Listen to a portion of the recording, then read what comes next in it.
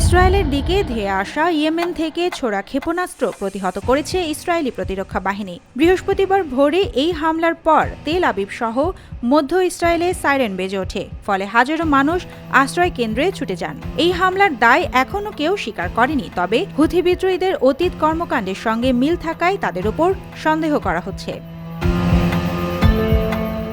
IDF জানিয়েছে ক্ষেপণাস্ত্রটি মাঝ আকাশেই সফলভাবে ধ্বংস করা হয়েছে এবং এতে কোনো হতাহতের ঘটনা ঘটেনি। তবে হামলার সময় আতঙ্ক ছড়িয়ে পড়ে এবং সাময়িকভাবে বেন গুরিয়ন বিমানবন্দরে ফ্লাইট চলাচল বন্ধ রাখা হয়।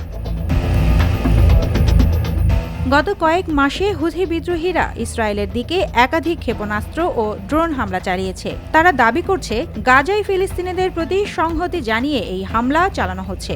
ইসরায়েলও পাল্টা হামলা চালিয়েছে, যার মধ্যে ইয়েমেনের হোদেইদা ও সালিব বন্দরে বিমান হামলা উল্লেখযোগ্য। এই ঘটনার পর ইসরায়েলি প্রধানমন্ত্রী বেনিয়ামিন নেতানিয়াহু এবং প্রতিরক্ষা মন্ত্রী ইয়োব গ্যালান্ট আকাশ প্রতিরক্ষা ব্যবস্থা জোরদারের নির্দেশ দিয়েছেন। সামরিক সূত্রগুলো জানিয়েছে, দেশের নিরাপত্তা নিশ্চিত করতে সব ধরনের প্রস্তুতি নেওয়া হয়েছে। মধ্যপ্রাচ্যে চলমান উত্তেজনার মধ্যে এই ধরনের হামলা নতুন করে উদ্বেগ বাড়াচ্ছে। বিশেষজ্ঞরা বলছেন, এই পরিস্থিতি আরও জটিল হয়ে উঠতে পারে যদি হুথি বিদ্রোহীরা তাদের হামলা অব্যাহত রাখে এবং ইসরায়েল আরও কঠোর প্রতিক্রিয়া জানায়। সুবর্ণা মেহজাবিন, দেশকাল নিউজ।